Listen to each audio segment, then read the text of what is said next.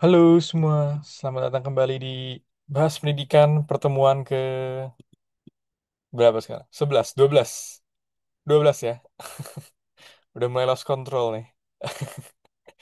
Nah, hari ini kita bakal membahas pendidikan Sokratik bareng Kak Dimas. Jadi udah mulai kita akan mengundang teman-teman sekalian untuk lead diskusi bahas pendidikan dan jadwal batch kedua udah muncul nih. Kalau teman-teman tertarik ya. Di batch kedua nanti kita mulai tanggal 18 Juli. Jadi minggu depan masih ada dua terakhir buat batch pertama, buat cohort pertama. Habis itu libur seminggu buat siap-siapin nanti di 18 Juli sampai 7 September kita bikin 16 pertemuan nih. Dimulai dari Islamic Golden Age, Al-Farabi, Ibnu Sina, Al-Ghazali, Ibnu Rushd, terus masuk ke udah masuk ke feminism ya, Louisa May Alcott, Aquinas, Braille, tentang pendidikan inklusif, kita masuk ke Calvin, Comenius, Benjamin Franklin, Hegel, sampai nanti ditutup dengan Immanuel Kant. Nah, ditutup dengan Immanuel Kant biar di cohort ketiga nggak kesusahan ya. Nanti udah masuk German idealism segala macam. Jadi siapkan waktu kalian sampai September. Dan pas udah nyampe Immanuel Kant tuh kayak udah sampai ke 50 gitu ya babnya. Jadi semoga makin mantap. Nah, kita sekarang udah bersama Kak Dimas nih. Mungkin bagi teman-teman yang belum tahu, Kak Dimas ini yang selalu datang, baik di Bahas Pendidikan ataupun di Henti Girok Sadis, karena Kak Dimas adalah eh, salah satu pengurus Henti Girok Sadis. Mungkin kita kenal dulu kali sama Kak Dimas ya. Halo Kak Dimas. Oke, halo semuanya. Boleh Kenalin dong Kak nama diceritain, saya. ya, Oke. kenalan sama background, sama kesibukan sekarang. Oke, makasih kan Nathan. Kenalin nama saya Dimas Wira Diatama. Eh, sekarang statusnya jadi guru di SMA Islam Sudirman Bekasi. Ngajar sosiologi, background pendidikan sarjana pendidikan sosiologi Universitas Negeri Jakarta. Kegiatannya belakangan ini ikut kelas Logos pasti. Karena udah mulai libur semester Kak. Jadi di sini udah mulai libur semester jadi nganggur gitu ya. Terus apa ya? Beberapa kali nulis artikel sih di Medium, baca buku, main bola. Udah sih itu paling. Wah, mantap. Dan coba ceritain dong nggak gimana ketertarikannya sama dunia pendidikan, sama filsafat, mungkin sama Henry Girox, dan apakah hubungannya dengan bermain bola? Bermain bola biar nggak ini aja, biar nggak stres aja. Kalau ketertarikan filsafat sebenarnya awalnya tuh tuntutan ya. Jadi waktu semester 2 itu kan udah masuk mata kuliah teori sosiologi klasik. Jadi kita harus mulai belajar Karl Marx, Durkheim, dan Weber gitu. Dan ketika nggak belajar filsafat ternyata susah banget ya. Sebenarnya saya nggak belajar filsafat secara formal ya, sistematis. Jadi belajar dari dosen-dosen dan sebelum kenal logos itu saya nonton ngaji filsafat. Mungkin teman-teman sering ya. Jadi ngaji filsafatnya Dr. Farudin Faiz yang dari tahun 2013 itu. Nah, itu saya tonton dari episode 1 itu. Sampai sekarang udah 400-an berapa gitu ya. Sebenarnya semata-mata buat buat survive di sosiologi ya, karena memang kalau nggak belajar kayak misal belajar Marx terus nggak belajar Hegel itu kan bingung juga gitu. Jadi awalnya awalnya di situ. Terus lama kelamaan ya mulai menemukan jawaban atas kehidupan mungkin ya, eureka moment gitu ya. Kok orang begini, kok orang begitu. Oh, ternyata filsafat memberikan sejumlah jawaban gitu kan. Terus kalau soal Henry Giro itu memang awalnya itu ini baru banget sih ya kalau Henry Giro Studies itu di tahun ini itu karena memang ada urgensi ya kalau dari Pak Rahmat Hidayat selaku dosen saya itu tentang diskursus soal critical pedagogy, dan saya secara pribadi itu memang masih mempertanyakan diri saya sendiri, sebenarnya saya tuh mau memfokuskan belajar apa gitu karena semuanya dipelajari gitu. Jadi kayak sosiologi itu sebenarnya lebih dekat kemana sih, ke tradisi kritis atau tradisi fungsionalis gitu kan, atau tradisi interpretatif itu. Jadi secara individual itu mencari fokus ya, tapi ketika Pak Rahmat nawarin untuk masuk Henry Roll Studies ini sekarang udah punya fokus di critical pedagogy. Itu sih Kak, paling. Wah, menarik. Thank you banget, Kak Dimas. Pas nanti semester depan aku ambil classical social theory nih. Durkheim, Weber, Marx juga. Nanti nanya-nanya lah ya. Kalau di UNJ tuh baca teks-teks primer juga atau dia mostly sekunder gitu? Nah, itu mungkin kritik saya ya buat beberapa jurusan sosiologi atau pendidikan sosiologi sih, terutama kalau sosiologi murni mungkin dikenalin langsung primernya ya. Tapi kalau jurusan pendidikan sosiologi seperti di UNJ, kemudian UNY Yogyakarta, terus UNES Semarang, UNESA Surabaya, itu mereka nggak memperkenalkan teks primer ya. Jadi yang meskipun ya kalau beberapa dosen sih memperkenalkan ya kayak eh, The Protestant Ethics and Spirit Capitalism misalnya Max Weber gitu. Tapi kebanyakan pakai sekunder, misalnya langsung ke bukunya George Ritzer ya, biasanya seperti itu atau Pip Jones misalnya. Jadi langsung buku-buku kompilasi pengantar ya, ketimbang langsung ke teks-teks primernya. Semacam itu sih. Karena asumsinya itu karena pendidikan sosiologi itu seolah-olah apa ya, cuma cuma ngajar anak SMA lah, nggak usah dalam-dalam belajar Marx, nggak usah dalam-dalam belajar Weber gitu kan. Toh nanti di buku teksnya juga nggak membahas tentang diktator proletariat misalnya, nggak membahas tentang false consciousness misalnya gitu kan, nggak dibahas sampai sejauh itu. Udahlah nggak usah dalam-dalam misalnya. Itu juga yang membuat di pendidikan sosiologi itu nggak ada mata kuliah teori kritis ya, yang Frankfurt School itu, Horkheimer, Adorno, Habermas, Walter Benjamin gitu. Nah, itu juga yang membuat akhirnya Pak Rahmat Hidayat itu memasukkan mata kuliah baru di pendidikan sosiologi, yaitu critical pedagogy di situ ya, supaya supaya guru-guru tuh punya perspektif kritis juga sih. Jadi nggak cuma mengajarkan mengajarkan apa yang ada di dalam buku teks ya, tapi juga paham teori dan konsepnya. Semacam itu sih. Kalau buku-buku primer beberapa kali dikasih ya, tapi mungkin kemampuan saya yang belum belum mampu pada saat itu membaca buku primer. Saya pernah baca bukunya, mungkin nanti dibahas pendidikan juga dibahas ya, Pierre Bourdieu itu yang Cultural Reproduction. Kan bahasanya aneh ya, Bourdieu itu kan kalau bikin bahasa tuh unik-unik banget itu kan. Jadi pusing gitu kalau kalau langsung baca teks primernya. Biasanya ngaji dulu, udah ngaji, cari teks sekunder, setelah itu baru baca teks primer, biasanya begitu sih. Yes, yes, yes, benar-benar. Emang susah-susah sih ya, kalau terutama udah Perancis, Jerman itu. Dan apalagi sekarang kalau aku lagi baca gender studies itu mereka juga punya keyword-keyword yang digabung-gabung gitu. Dan untungnya sekarang banyak yang apa ya, mereka ngedeconstruct setiap keyword jadi eh, secara etimologis, historis dan juga perkembangan makna gitu. Jadi lumayan menarik sih. Akhirnya ada orang-orang intelek-intelek ini akhirnya mengerti susah buat dibaca tulisan mereka. Jadi mereka bikin deconstruction-nya. Oke, kalau gitu udah 38 orang juga sekarang. Aku selanjutnya akan serahkan ke Kak Dimas untuk lead diskusi hari ini. Monggo. Thank you, Kak.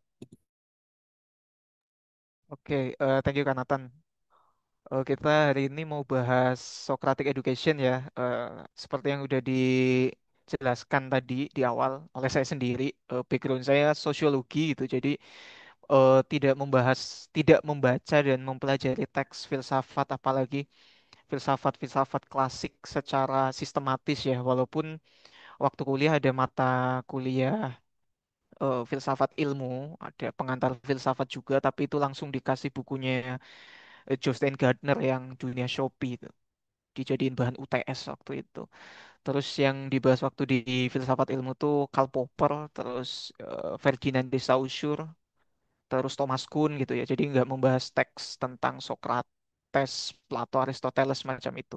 Jadi nanti pemahaman saya atau cara saya menjelaskan tuh berdasarkan apa yang saya pahami dari teks yang saya baca dan beberapa kajian ya, yang pernah saya dengarkan gitu. Oke, izin share screen dulu.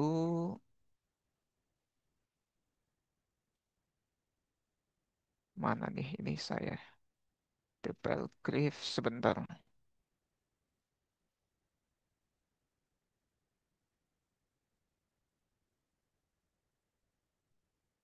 Oh ini. Sip.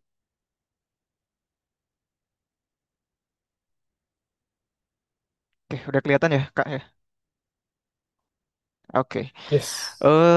Terkait dengan Socratic Education, pertama kita bisa lihat di pengantar ya. Jadi di pengantar ini dijelaskan kalau ada konteks ya yang apa melatar belakangi eh, Socrates itu sendiri, dan di antara salah satu kekurangan atau kelemahan para pembaca pemikiran Socrates adalah karena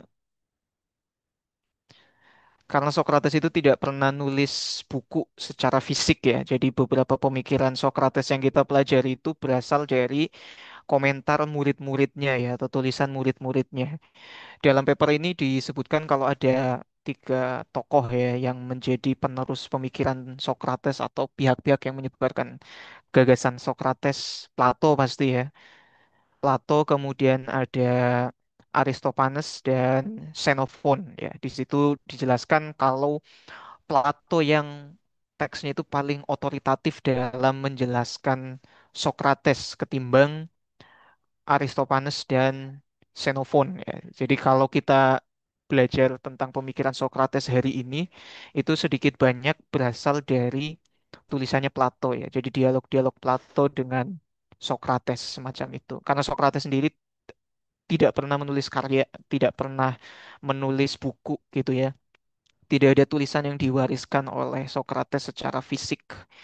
Nah, semua pemikiran itu diproduksi oleh Plato. Makanya kalau nggak salah di paper ini juga menyinggung tentang pemahaman kita tentang Socrates hari ini itu bias Plato ya. Jadi bias Plato. Apa benar Socrates punya pemikiran semacam itu? Nah, itu dipertanyakan juga gitu ya, semacam itu.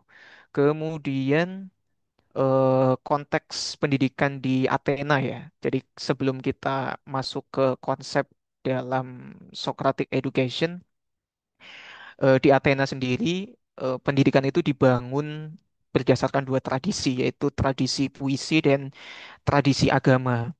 Dalam paper ini, Plato mengulas bagaimana dia menyikapi para penyair ya yang dia sebut sebagai eh, orang yang ignorance gitu ya dalam membangun pendidikannya, dan kemudian Socrates juga menantang kepercayaan terhadap dewa melalui klaim the sun is stone and the moon earth ya, bahwa matahari itu adalah batu dan bulan itu adalah bumi yang bisa kita lacak dari pemikiran, saya lupa nih pemikiran siapa, yang Thales, Heraklitos, satunya itu adalah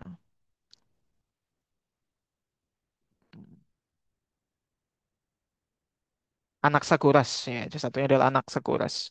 Jadi bagaimana kepercayaan terhadap dewa-dewa melalui sejumlah gejala alam itu berusaha ditentang ya oleh Socrates, yang mempertanyakan tentang kebenaran materi-materi tersebut sebagai sebuah, bukan sebuah ya, sebagai seorang dewa dan lain sebagainya gitu. Jadi bisa terlihat di sini bahwa Socrates berusaha untuk eh, memberikan satu kritik terhadap kepercayaan terhadap yang transenden mungkin ya gitu. Kemudian kaum sofis ya, kritik kritis terhadap aktivitas kaum sofis yang dianggap sebagai pedagang yang menjajakan perbekalan guna memikat pembelinya. Jadi sofis di sini menjadi kelompok yang disasar oleh Plato ya, karena di sini terlihat bahwa eh, orang-orang sofis atau kaum sofis atau sofisme itu sendiri hanya membuat seseorang menjadi pembicara yang pintar dan tidak lebih. Mungkin sebelumnya sudah kita singgung ya, sudah kita singgung terkait dengan kaum sofis yang menekankan pada retorika dan tidak mengindahkan soal kebenaran atau virtue di dalam retorika itu. Socrates menyebut kaum sofis sebagai sejenis pedagang yang menjajakan perbekalan tadi, kemudian kaum sofis seperti pembuat kue sejauh kata-kata mereka manis tetapi tidak memberikan banyak substansi ya.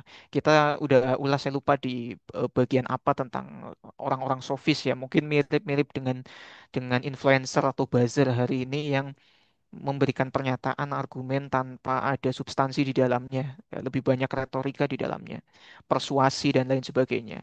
Jenis persuasi yang diikuti oleh kaum sofis hanyalah sanjungan dan hanya ditujukan untuk memuaskan pendengarnya tanpa pernah bertujuan pada apa yang baik bagi mereka gitu ya. Jadi orang-orang sofis yang dalam hal ini menyajikan pendidikan atau menawarkan pendidikan sebagai sesuatu yang transaksional itu menjadi sasaran kritik dari pemikirannya Socrates di sini ya. Jadi kita bisa lihat konteks di Athena pada saat itu soal para penyair, kemudian tradisi agama ya, dalam hal ini dewa, kemudian kaum sofis itu menjadi beberapa sisi, beberapa aspek yang nanti akan disasar dalam Socratic education semacam itu. Nah, kita udah bisa melihat ya ada konteks yang berusaha dibahas oleh Socrates dan berusaha dijawab oleh Socrates. Kemudian selanjutnya, nah, the Elenchus as a method. Jadi, the Elenchus ini adalah metode yang ditawarkan oleh Socrates ya, terkait dengan pendidikan dan pembelajaran. Dan nanti kita coba cek apakah metode yang ditawarkan Socrates ini bisa kita adopsi di hari ini ya. Yang sebenarnya metodenya sudah melalui banyak kritik mungkinnya di era sekarang. Jadi the Elenchus ini adalah sebuah metode pencarian bersama untuk mengetahui untuk pengetahuan definisional antara Socrates dan lawan bicaranya. Definisional di sini saya pahami sebagai pertanyaan yang diawali dengan kata tanya apa gitu ya. Jadi nanti ada ilustrasi yang disajikan juga dalam paper ini bahwa Socrates ketika dia mengajar muridnya atau apa memberikan satu metode pembelajaran itu selalu mempertanyakan ya, mempertanyakan pendapat orang yang dia ajar. Nah, di sini posisi Socrates apakah sebagai guru dan dia punya murid secara institusional itu menjadi sesuatu yang diperdebatkan juga dalam paper ini ya karena Socrates sendiri tidak merasa dirinya sebagai guru dan eh, di paper ini tidak dijelaskan bahwa ada semacam institusi pendidikan khusus yang mungkin setelahnya dibangun sama Plato ya itu. Institusi pendidikan khusus yang dibangun Socrates terus kemudian banyak orang-orang yang belajar darinya di situ gitu. Jadi Socrates itu ya kayak ya orang-orang bijak yang kemudian mengajarkan tentang kebijaksanaannya kepada banyak orang dalam konteks untuk melawan tiga aspek sebelumnya ya soal soal para penyair, kemudian agamawan, dewa-dewa dan juga kaum sofis itu. Nah, dalam metode di Elenchus ini Socrates akan mengajukan pertanyaan ya. Dia akan mengajukan pertanyaan yang sifatnya definisional tadi tentang apa itu gitu. Nah, kalau di teks ini terlihat ada diskusi antara Socrates dan seorang anak laki-laki ya. Ya, katakan sekarang nak kau tahu bahwa bangun persegi itu seperti ini. Anak itu menjawab, aku tahu. Lalu Socrates menjawab lagi, jadi persegi adalah bangun yang keempat sisinya sama. Ya, tentu saja. Dan juga memiliki garis-garis di tengah yang sama. Ya, dan seterusnya gitu ya. Jadi Socrates akan mengajukan pertanyaan tentang apa sih yang dimaksud dengan A, apa itu B, apa itu C, dan lain sebagainya. Nah, ketika pertanyaan itu sudah dilontarkan, step selanjutnya adalah lawan bicara. Saya menyebutnya lawan bicara di sini ya, bukan student gitu, karena di teks ini juga tidak menyebut orang yang diajarkan Socrates itu sebagai student atau sebagai muridnya Socrates gitu ya. Jadi si lawan bicaranya itu akan menjawab berdasarkan keyakinannya tentang sesuatu. Jadi Socrates ini sangat-sangat ya kalau bahasa kita sekarang tuh kepo ya, kepo dengan kenapa sih orang punya jawaban seperti itu mengenai pertanyaan tertentu gitu loh. Ya. Misalnya apa itu kalau di sini kan menggunakan contoh apa itu F misalnya. F adalah bla bla bla bla, apa itu B, apa itu, apa itu, apa itu dan seterusnya dan seterusnya. Nah, lawan bicara akan memberikan jawaban. Nah, jawaban yang disampaikan oleh lawan bicaranya Socrates ini diharapkan berdasarkan keyakinannya. Keyakinannya yang dimaksud adalah keyakinan dari si lawan bicara itu. Nah, disinilah nanti Socrates akan menemukan keyakinan yang lain di step berikutnya. Keyakinan yang lain itu adalah kontradiksi di dalam jawaban lawan bicara, inkonsistensi atau bahkan negasi. Ya, sesuatu yang perlu disangkal dalam dalam jawaban lawan bicaranya itu atau kontradiksi yang ada di dalamnya. Nah, metode Allen Guss ini sangat bersifat logis ya. Mungkin nanti saya butuh bantuan teman-teman yang belajar logika nih, karena saya nggak belajar logika. Jangan logika, logika saya fallacy gitu. Jadi metode Socrates ini sangat memposisikan soal logika ya. Ada kontradiksi, ada inkonsistensi, ada negasi di dalam pernyataan. Nah, itu yang akan disasar oleh Socrates itu. Jadi Socrates itu sangat detail dalam menyajikan sebuah pertanyaan yang definisional tadi, lalu benar-benar menunggu jawaban dari lawan bicaranya ini dan benar-benar menantikan momen di mana dia akan menyajikan satu kontradiksi di dalam jawaban lawan bicaranya. Jadi di paper ini dijelaskan bahwa Socrates tidak menyatakan bahwa jawaban lawan bicaranya ini salah. Jadi dia tidak judgmental ya, mengatakan bahwa oh kamu salah dan ini jawaban yang benar. Oh, jawaban kamu tidak tepat, jawaban kamu keliru. Yang benar adalah jawaban saya. Enggak seperti itu. Jadi Socrates tidak menyalahkan lawan bicaranya. Socrates tidak kemudian memaksakan jawaban atau pendapatnya dia sendiri, tapi dia menunjukkan kontradiksi, inkonsistensi dan sesuatu yang bisa dinegasikan dalam jawaban lawan bicaranya gitu loh.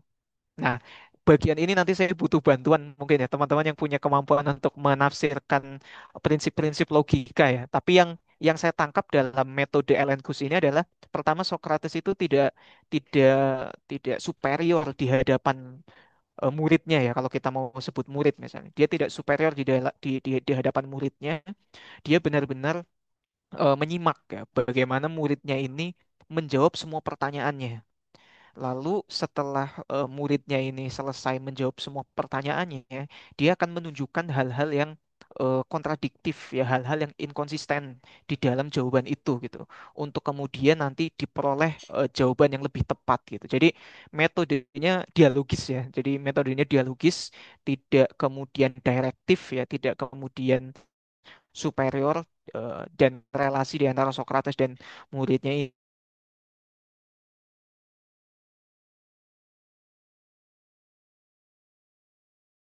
ini tik di akhirnya. Socrates dan Euthyphro ya. Nah, saya akan bacakan saja. Saya nggak tahu nanti tafsiran saya itu tepat atau enggak secara logika ya. Nanti silakan teman-teman yang expert di bidang ini bisa memberikan tambahan. Socrates mengajukan pertanyaan berikut kepada Euthyphro. Apa kesalahan itu? Nah, itu kan pertanyaan yang menurut saya definisional ya, ketimbang pertanyaan mencari konteks seperti mengapa atau pertanyaan yang mencari proses seperti bagaimana itu. Jadi apakah kesalehan itu? Salah satu definisi yang diajukan Yuti Pro adalah bahwa apa yang disukai oleh para dewa adalah kesalehan. Ya, jadi kesalehan adalah sesuatu yang disukai oleh para dewa. Orang soleh itu ketika dia melakukan apa yang disukai oleh para dewa, gitu kan. Akan tetapi Yuti Pro sebelumnya mengakui bahwa para dewa sering tidak setuju satu sama lain. Socrates terus mendapatkan lebih banyak detail tentang apa yang menurut Yuti Pro mungkin tidak disetujui para dewa. Ya. Keduanya setuju bahwa para dewa tidak setuju tentang yang adil dan yang tidak adil, yang cantik dan jelek, yang baik dan buruk. Nah, tersirat dalam percakapan ini adalah gagasan bahwa kesalehan adalah hal yang baik dan hal yang baik adalah hal yang disukai oleh para dewa. Oleh karena itu, keyakinan Euthyphro telah terpapar pada serangkaian keyakinan yang tidak konsisten. Seperti yang dijelaskan Socrates, Euthyphro tidak dapat mempertahankan bahwa pertama, kesalehan itu baik. Ya, kesalehan itu baik dan baik itu menurut para dewa. Nah, sedangkan para dewa ini masih berdebat tentang apa yang baik gitu kan. Jadi membingungkan. Yang kedua, para dewa berselisih tentang apa yang baik. Nah, yang kedua tadi ya, apa yang mereka sukai. Dan yang ketiga, apa yang disukai para dewa adalah saleh. Karena para dewa tidak sepakat tentang apa yang baik atau tentang apa yang mereka sukai, beberapa dewa menganggap orang saleh itu baik sementara orang lain menganggap orang saleh itu jahat, yang bertentangan dengan definisi awal Yuti Pro.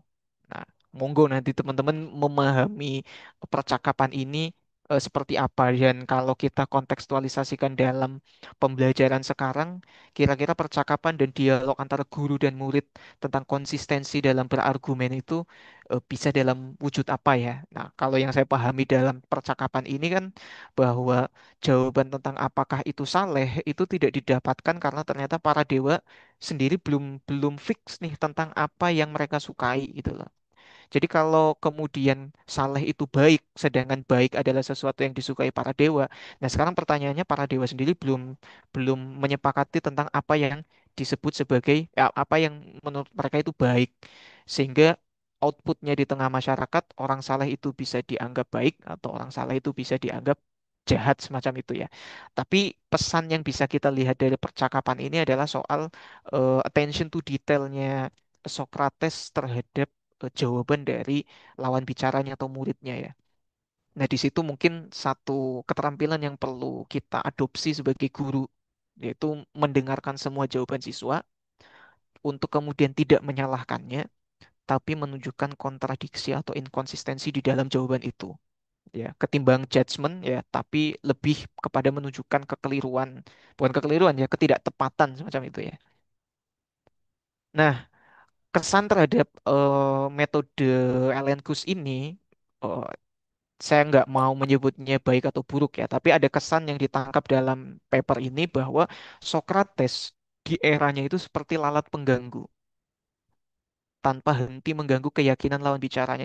Jadi dalam metode Elenchus itu Socrates itu benar-benar annoying gitu ya, benar-benar mengganggu keyakinan-keyakinan kita untuk kemudian mempertanyakan soal kenapa kita bisa tiba pada keyakinan yang kita bicarakan gitu. Kemudian metodologinya yang sebenarnya tampaknya berupaya untuk menempatkan lawan bicara dalam keadaan bingung. Nah, di sini mungkin nanti akan ada kritik terhadap metodenya Ellen Guss ini karena seolah-olah dialog antara Socrates dan muridnya atau Socratic education ini tidak berujung pada sesuatu yang bisa disepakati. Karena tiap dari jawaban muridnya Socrates ini akan selalu dipertanyakan ya, dipertanyakan inkonsistensinya, adakah kontradiksinya dan semacam itu. Dan ketika ia menyerah pada pertanyaan ini, Anda tidak menyadari bahwa Socrates tidak akan membiarkannya pergi sebelum ia benar-benar menguji setiap detail terakhir. Jadi dalam metode Elenchus ini, Socrates akan benar-benar menguji setiap detail dari pernyataan kita demi menghindari inkonsistensi dan kontradiksi di dalam pernyataan-pernyataan itu gitu ya. Nah, itu kesan yang diperoleh dalam metode Elenchus itu. Ya, kita tidak memasukkannya atau saya tidak memasukkannya dalam apa kategori baik, buruk, positif atau negatif ya. Tapi yang jelas Socrates di sini benar-benar konsisten dalam mencari ketidakkonsistenan atau inkonsistensi dalam pernyataan-pernyataan muridnya gitu ya.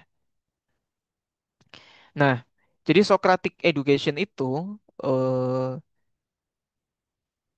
adalah sebuah metode ya, adalah sebuah metode. Jadi kalau kita baca teksnya itu, ini lebih menerangkan tentang metode yang digunakan Socrates dalam mengajar ya, tapi mengajar tidak dalam konteks formal institusional, tapi kira-kira ada nilai-nilai pembelajaran atau metode pembelajaran yang digunakan Socrates untuk melakukan counter terhadap tiga aspek dalam konteks pendidikan Athena sebelumnya ya. Jauh dari sekadar diberitahu kebenaran, tampaknya Socrates menganggap pendidikan sebagai proses melupakan apa yang dianggap benar. Jadi mempertanyakan apa yang kita anggap benar sekarang, gitu ya.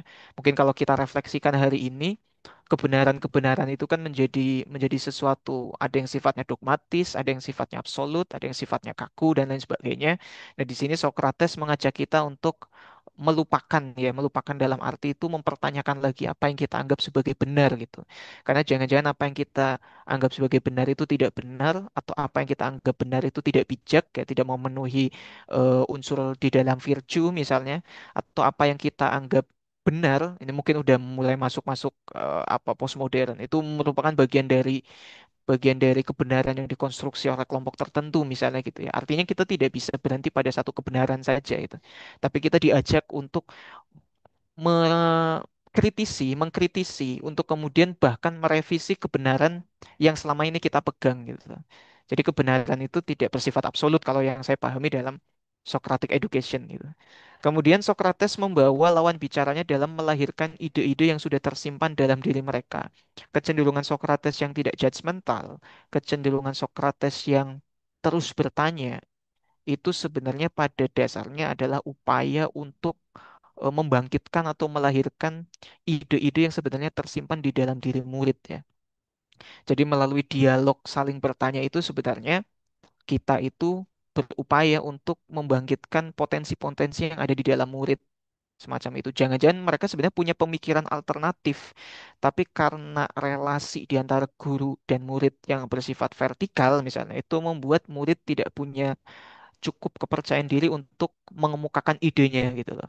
Nah, eh metode Socrates ini atau Socratic education ini justru sebenarnya memantik lahirnya ide-ide yang sebenarnya sudah ada di dalam diri murid ini. Jadi tidak bersifat kalau bahasanya Freire itu tidak bersifat banking ya, tidak tidak kita mendepositkan pengetahuan gitu ya, atau tidak seperti kita menuangkan air di dalam gelas gitu ya, tapi lebih kepada apa sih yang kamu tahu gitu loh. Oke, kalau menurut kamu apa A itu adalah A misalnya, atau apa yang kamu maksud sebagai sopan, kesopanan adalah A misalnya, tapi dalam pernyataan kesopanan adalah A, kamu kok terlihat tidak konsisten misalnya dan lain sebagainya gitu. Nah, sebenarnya itu upaya untuk membangkitkan potensi-potensi di dalam diri murid untuk mencapai suatu kebenaran yang lebih tepat mungkin ya, atau yang lebih dekat pada virtue itu sendiri gitu ya. Kemudian siswa harus secara aktif melibatkan diri dan keyakinan mereka untuk memperoleh pengetahuan ya. Keaktifan siswa untuk terus menjawab pertanyaan dari Sokrates ini itu yang nantinya akan membawa murid-murid ini memperoleh pengetahuannya sendiri ketimbang mengadopsi pengetahuan gurunya gitu ya. Jadi kan tadi Sokrates itu dalam percakapannya itu tidak memberikan jawaban atas pertanyaannya sendiri gitu, tapi terus mempertanyakan jawaban dari murid-muridnya gitu. Ketika dia bertanya tentang apa itu kesalehan, lalu dijawab gitu kan. Lalu ditanyakan lagi, ditanyakan lagi apa yang dimaksud dengan saleh itu. Kemudian ditemukan kontradiksi, ditemukan inkonsistensi gitu kan. Nah, artinya kan nanti seseorang itu atau lawan bicaranya itu akan mengkonstruksikan definisi kesalehan secara lebih holistik ya, karena kontradiksi di dalam definisi itu akan terbenahi lewat upaya Sokrates apa upaya Sokrates dalam mengidentifikasi kontradiksi itu. Nah, ini abstrak banget ya. Saya jujur belum kebayang dalam ranah konkretnya seperti apa. Tapi yang terbayang itu adalah pesan-pesan soal posisi murid dan guru, kemudian bagaimana cara atau metode kita dalam menyampaikan ilmu pengetahuan itu yang saya dapat dalam teks ini ya. Kemudian kemauan untuk bersikap kritis terhadap keyakinan yang dipegang teguh dan melupakan keyakinan yang tampaknya ada tanpa alasan adalah apa yang mendorong Violence ya. Tadi soal bagaimana kita itu tidak berpegang teguh atau kita tidak berhenti pada satu keyakinan atau satu kebenaran yang dianggap benar gitu ya. Kalau pakai bahasanya Foucault mungkin kebenaran itu kan bersifat apa politis, diskursif dan lain sebagainya gitu ya. Banyak kelompok-kelompok melalui perangkat-perangkat pendisiplinannya, perangkat-perangkat normalisasinya untuk membuat kebenarannya itu menjadi sesuatu yang membumi, sesuatu yang diadopsi dan lain sebagainya gitu. Jadi kebenaran itu tidak bersifat final pada dasarnya, tapi kebenaran atau keyakinan atau apa yang kita yakini, apa yang kita percaya itu sebenarnya sesuatu yang selalu bisa diuji di dalamnya gitu ya. Mungkin itu yang dipakai Socrates untuk mempertanyakan kebenaran yang diproduksi kaum sofis mungkin atau kebenaran yang diproduksi oleh soal dewa-dewa itu dan lain sebagainya gitu ya. Nah, itu satu value ya, beberapa value yang saya pahami dari Socratic education ya. Ya, kemudian ada kutipan menarik dari salah satu literatur sekundernya yang dipakai dalam dalam teks ini bahwa pendidikan sejati pada dasarnya melibatkan pembelajaran ulang yang diperlukan dari keyakinan yang salah dan pendapat yang tidak dapat dibenarkan. Pembelajaran sejati dimulai dengan tantangan terhadap apa yang seseorang pikir dia ketahui sebelum belajar. Jadi kalau dalam kutipan ini yang saya pahami adalah pendidikan itu adalah proses pembelajaran yang tidak pernah berhenti gitu ya. Jadi belajar itu adalah sesuatu yang apa ya, tidak ada garis finishnya. Jadi keyakinan, kebenaran, pengetahuan yang ada di kepala kita, yang kita yakini, yang kita percaya sekarang itu pada dasarnya akan selalu bisa dipertentangkan, selalu bisa dicari kontradiksi dan inkonsistensinya. Nah, disitulah kita sebagai pembelajar itu dituntut untuk terus belajar. Kalau saya bilang ke murid-murid saya itu di kelas IPS ya kan, kalau ditanya di kelas IPS itu di sini mau kuliah apa? Kuliah hukum, Pak, kuliah hubungan internasional, kuliah ilmu politik, bla bla bla bla gitu kan. Saya bilang ke mereka itu kalian itu kalau kuliah di dunia sosial humaniora gitu ya, itu kalian nggak diminta, nggak dituntut untuk membaca buku, tapi dikutuk. Dikutuk itu kan kita nggak bisa nolak ya. Nah, belajar itu mungkin apa pendidikan itu mengutuk kita untuk selalu belajar gitu ya, dikutuk untuk belajar di dalam pendidikan. Jadi pendidikan itu bukan satu proses yang ditempuh selama 3 tahun, 4 tahun, sekian tahun mendapatkan gelar sarjana, magister, doktor, PhD, dan seterusnya profesor gitu kan. Nah, gelar-gelar itu kan mungkin yang membuat kita merasa belajar itu ada garis finishnya. Jadi, oh, proses studi saya alhamdulillah selesai tepat waktu 4 tahun. Saya jadi sarjana pendidikan. Alhamdulillah saya selesai menjadi seorang dokter dan lain sebagainya. Jadi gelar itu justru menghentikan proses belajar kita ya dalam pendidikan. Padahal pendidikan itu tidak ada garis finishnya kalau dalam mungkin filosofinya Socrates dalam konteks ini ya. Karena setiap apa yang kita pahami, setiap apa yang dipahami oleh seorang profesor pun itu selalu bisa dipertanyakan. Bukan karena seseorang menjadi seorang profesor, jadi rektor, jadi dekan, jadi kaprodi, jadi guru, lantas pendapat dan pemikirannya itu luput dari kecacatan, luput dari inkonsistensi, luput dari kontradiksi. Itu kan tidak mengandaikan situasi yang seperti itu ya, bahwa seorang profesor, seorang guru, ya, seorang sarjana, seorang magister, setiap argumen dan pendapatnya itu tetap dimungkinkan eh, situasi inkonsistennya gitu loh. Tetap dimungkinkan untuk salah, tetap dimungkinkan untuk kontradiktif gitu loh. Nah, artinya posisi guru dan murid ini bukan posisi di mana guru punya otoritas atas kebenaran terhadap muridnya, tapi bisa saja kebenaran itu didapatkan murid itu sendiri gitu loh. Atau murid lebih benar daripada gurunya gitu. Nah, saya merasa dalam Socratic education itu ada nilai itu yang berusaha dipesankan kepada para pembaca ya, soal kebenaran, keyakinan, pengetahuan yang tidak bersifat absolut, tapi dia selalu punya ruang untuk dicari inkonsistensi dan kontradiksinya, semacam itu. Nah, mungkin itu saja ya pembacaan dari saya seputar Socrates gitu ya. Karena ini mungkin pertama kalinya saya membaca Socrates secara serius ya, secara serius artinya memang nantinya akan didiskusikan gitu ya, bukan untuk memenuhi tugas mata kuliah. Kalau waktu tugas mata kuliah kan yang penting ngumpulin gitu ya. Nah, ini pertama kalinya gitu ya. Jadi meskipun sedikit-sedikit karena mungkin udah ngaji tadi sedikit-sedikit oh ini yang dimaksud waktu di episode ngaji filsafat yang bagian itu gitu ya. Terutama soal bahwa Socrates itu tidak punya karya yang secara formal ya, dia beberapa pendapatnya itu diproduksi oleh murid-muridnya terutama Plato. Nah, saya terlintas ada 2 aspek yang mungkin bisa kita diskusikan ya, termasuk nanti mohon inputnya soal prinsip-prinsip logika di dalam Socrates.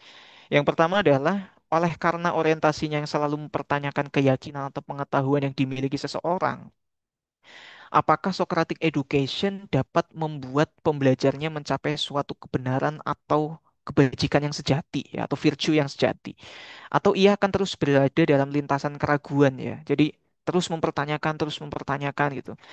Kalau saya membaca teks ini tuh saya merasa bahwa ya memang nggak ada garis finishnya gitu loh.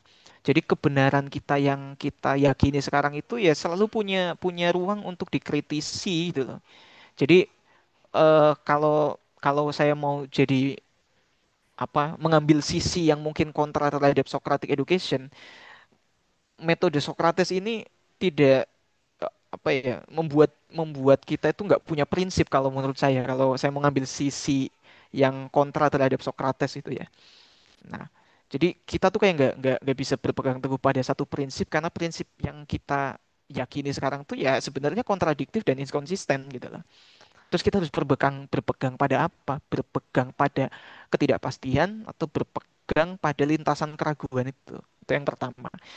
Yang kedua saya ingat soal baru aja saya buka di komunitas saya itu di apa komunitas pendidikan sosiologi kalau profil pelajar Pancasila itu dihapuskan misalnya itu sebagai sebuah kebijakan ya. Karena profil pelajar Pancasila itu ada 6, sedangkan Pancasilanya ada 5. Katanya begitu, argumennya begitu doang. Nah, ini kalau kita mengimajinasikan Socratic education ini ya, atau kalau kita misal sekolah di institusi yang menggunakan Socratic education, kira-kira profil lulusannya itu seperti apa gitu ya. Apakah kita bukan bukan profesi ya, kita jadi apa, tapi kira-kira kalau kita oh ini lulusan Socratic education kelihatan banget Socratesnya. Ya kira-kira profil lulusannya seperti apa. Itu aja kali ya. Terima kasih Kanatan. Sip, thank you banget Kak Dimas. Wah, seru ya. Em, dan pas juga kemarin aku habis kelas tentang Socrates ya, terutama di teks Meno. Jadi tadi ada beberapa yang aku mau tambahin juga. Eh Tadi satu slide yang mention em, Godfly ya, lalat lalat pengganggu gitu ya. Dan itu yang tadi mungkin ada satu pertanyaan, eh, kalau it's a never ending gitu ya, nggak ada konklusinya segala macam. Tapi kalau di teks yang Meno, actually di dalam conversation itu, walaupun akhirnya emang nggak ada akhir, tapi di dalam conversationnya dia punya banyak jawaban-jawaban gitu ya. Jawaban yang bikin orang mikir. Jadi contohnya di teks Meno itu dia menjelaskan konsep geometri ke budak gitu. Jadi eh, mungkin konteksnya dia ditanya gitu sama si Meno, apa sih artinya virtue, apa sih artinya knowledge segala macam. Dan akhirnya di conversation itu salah satu yang di praktekin sama Socrates adalah manggil budak terus dijelasin, lu tau nggak kalau kotak 2 cm 2 cm itu kayak gimana? Kalau ditambahin 2 kotak lainnya di kiri sama di bawah, terus ditarik garis, itu jadi 2 akar 2 gitu-gitu. Tapi dia benar-benar step by step gitu. Dan akhirnya itu bikin si budaknya pun ngerti, oh ternyata gini bentuk geometri. Dan akhirnya si Socrates bilang, ya ini salah satu konsep rekoleksi ya. Jadi sebenarnya orang itu udah punya pemahaman, cuman dia nggak diasah aja. Padahal even kayak seorang budak pun bisa paham teori geometri yang saat itu advance ya, di zaman Socrates. Jadi akhirnya dia bilang, ya dia masuk ke ranah matematika dan juga menjelaskan the theory of recollection. Dan at the end dia bilang, nah, ini yang seharusnya dimiliki oleh setiap guru ya, buat ngebimbing muridnya punya aporia dan desire, di mana mereka menjadi sangat energetik dan sangat eh, keen to search gitu, selalu mencari karena karena proses rekoleksi ini kalau kata eh, Socrates. Dan itu kayak wow, recommended banget baca Meno ya, eh, teksnya. Dia lumayan singkat sih, kayak cuman berapa puluh halaman doang. Dan itu kayak, uh, this is what we need. Padahal itu teks dari 2000 tahun lalu ya. Tapi itu benar bagus banget. Dan thank you banget Kak Dimas. Tadi juga banyak yang menarik ya untuk discussion questions juga. Tapi mungkin bisa ke chat dulu. Nanti kalau teman-teman yang mau menjawab pertanyaannya bisa resign aja kayak biasa, atau eh, utara pendapat ya. Ini dia pertanyaan dari, ada chat dari Kak Jasia Mandamanik. Kalau nggak salah pertanyaan di Yutifro tentang kesalehan adalah lebih tentang apakah kesalehan itu berdiri sendiri sebagai semacam universal, kebajikan, atau keutamaan yang tidak berubah, ataukah kesalehan itu kontingen bergantung pada hasrat para dewa. Formula pertanyaannya, apakah sesuatu itu saleh karena ia disukai oleh para dewa, atau sesuatu itu disukai para dewa karena ia saleh. Kalau nggak salah Socrates yang percaya pada adanya kesalehan universal, akhirnya memilih yang kedua. Artinya kesalehan itu absolut, universal, dan impersonal. Bahkan posisinya di atas preferensi para dewa. Dan Socrates tidak menerima panteon Yunani yang terlalu personal dan cenderung mengarah pada relativisme nilai, posisi yang dianut juga para kaum sofis. Socrates dan Platon adalah pelopor realisme ekstrim yang percaya bahwa universal, keutamaan, atau kebajikan absolut itu ada. Socrates tidak sepakat dengan relativisme, subjektivisme, dan pragmatisme sofisme. Sofis. Yes. Dari Kak Dimas ada tanggapan dulu? Saya kayaknya menyimak dulu nih, biar eureka gitu. Oke, thank you Kak Jesiaman dan Kak Dimas. Dari Kak Lutfina, kesalahannya dimaksud itu kata aslinya atau cuma Inggrisnya apa ya? Eusebia kah? Kesalehannya. Dalam teksnya apa ya?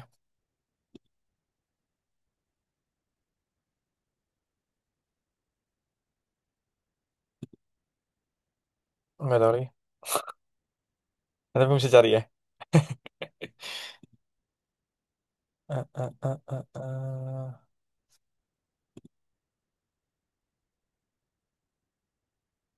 Oh, mungkin sambil bisa di-share yang pertanyaan tadi kali ya, Kak? Discussion question yang di slide terakhir.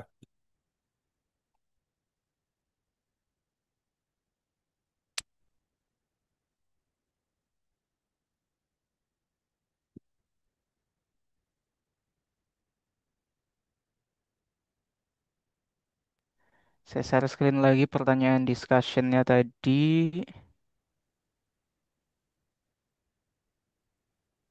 Nah,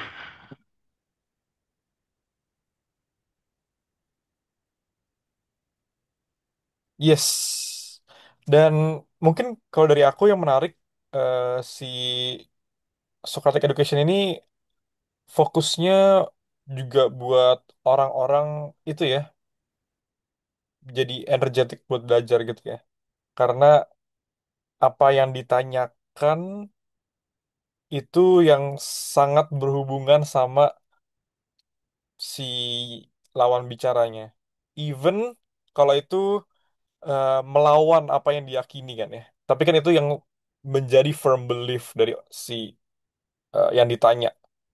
Jadi akhirnya whether dia punya eh, openness buat nggak dikonstruk dia punya pengetahuan ataupun dia nggak punya openness karena yang diangkat adalah topik-topik yang dia dekat dengan hidup si lawan bicara, makanya si Socratic Education ini bener-bener eh, apa ya? Bukan empowering ya, bahasa lebih tepatnya apa ya? Jadi bikin orang semangat lah ya, either buat membela keyakinan dia atau buat eh, mempertanyakan ke kepercayaan dia gitu.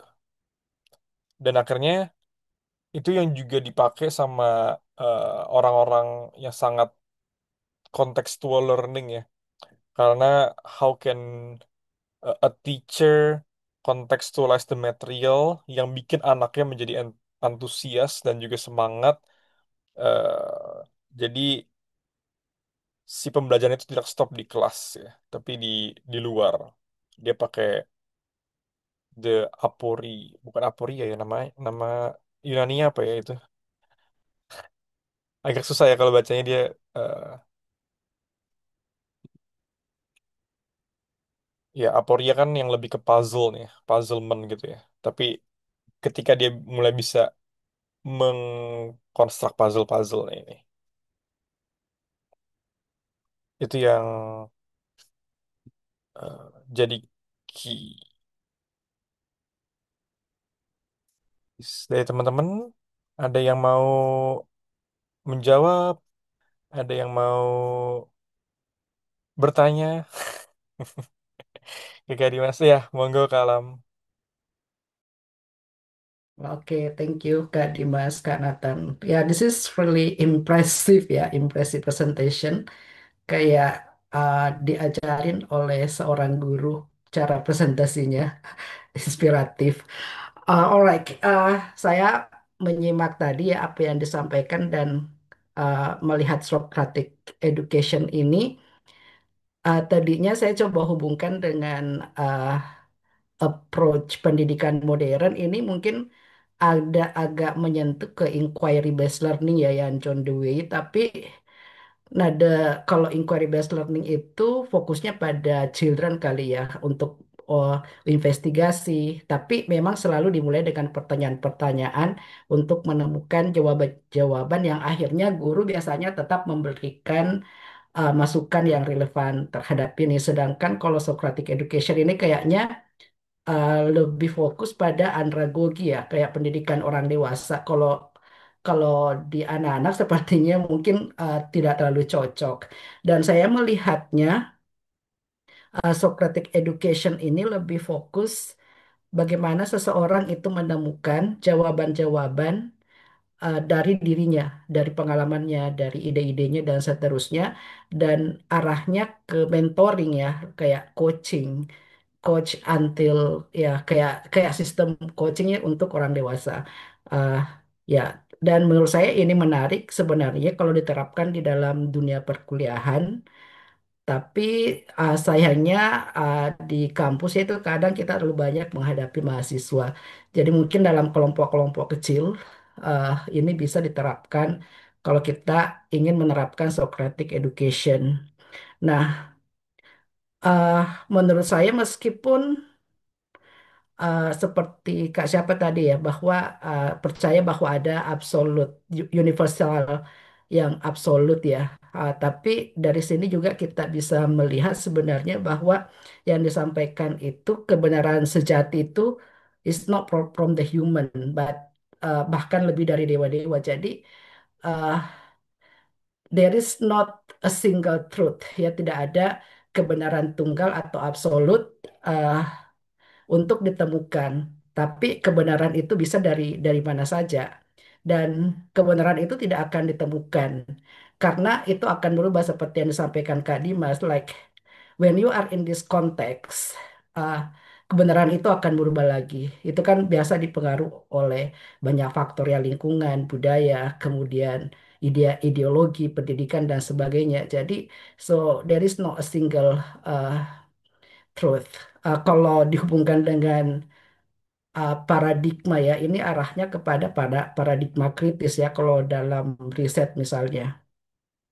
Saya tidak bisa berimajinasi ya kira-kira profil lulusan dari Socratic Education ini seperti apa. eh karena basicnya tidak ada kebenaran yang mutlak. eh so pada intinya tidak ada ini ya kayak seseorang itu tidak akan menemukan kebijaksanaan itu sendiri. So, mereka akan tetap selalu berada dalam keraguan dan questioning. Mungkin spesifiknya seseorang yang apa ya profil lulusan dari Socrates Education itu they will be a long life learner, akan menjadi pembelajar sepanjang hayat.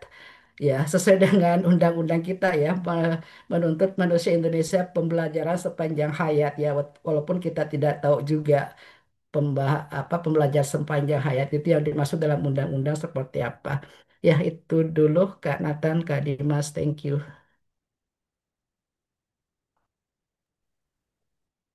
Thank you, Kak Alam. Ya, Em, boleh kasih komentar lanjut, ya? Karena jadi Mas. iya ya, saya nggak tahu apakah karena saya belajar filsafat itu terlalu loncat-loncat ya, atau karena background saya sosiologi yang selalu merasa bahwa kebenaran, pengetahuan dan keyakinan kita itu sifatnya konstruktivis gitu. Artinya eh, tidak mutlak ditentukan sistem, tapi tidak mutlak juga kita memperolehnya sendiri. Ini nanti mungkin dibahas di Pierre Bourdieu kali ya. Jadi saya masih sering mempertanyakan narasi-narasi filsafat klasik atau Yunani kuno tentang apa yang disebut sebagai kebenaran, sebagai virtue. Karena ketika kita hidup, karena kita kan berusaha nih mencari apa ya satu manfaat atau hikmah gitu ya di balik pemikiran-pemikiran klasik ini yang bisa kita bawa dalam dalam kehidupan kita hari ini gitu loh. Nah, orientasi pada virtue misalnya selama ini kan beberapa episode ini yang saya tangkap tuh orientasi pendidikan itu dalam tradisi Yunani kuno pasti ke virtue. Mau dia lewat retorika, mau lewat dialog semacam ini dan lain sebagainya. Tapi kalau kita hidup sekarang itu kan mempertanyakan virtue itu yang kayak gimana gitu loh. Yang ditafsirkan oleh agama atau yang ditafsirkan masyarakat atau ditafsirkan oleh penguasa atau hasil konstruksi kita berdasarkan pengaruh-pengaruh ini gitu loh. Kalau konstruksi berdasarkan pengaruh-pengaruh ini berarti suka-suka kita, tapi kita dibentuk oleh eh, unsur eksternal misalnya gitu. Nah, saya jujur belum belum tahu, belum menemukan jawaban yang kemudian cukup memuaskan diri saya sendiri gitu loh. Dan kemudian kalau kalau saya yang sebagai pengikut ngaji filsafat sebenarnya istilah istilah virtue, istilah kebenaran, kebajikan itu pasti sifatnya jadi teistik ya gitu kan.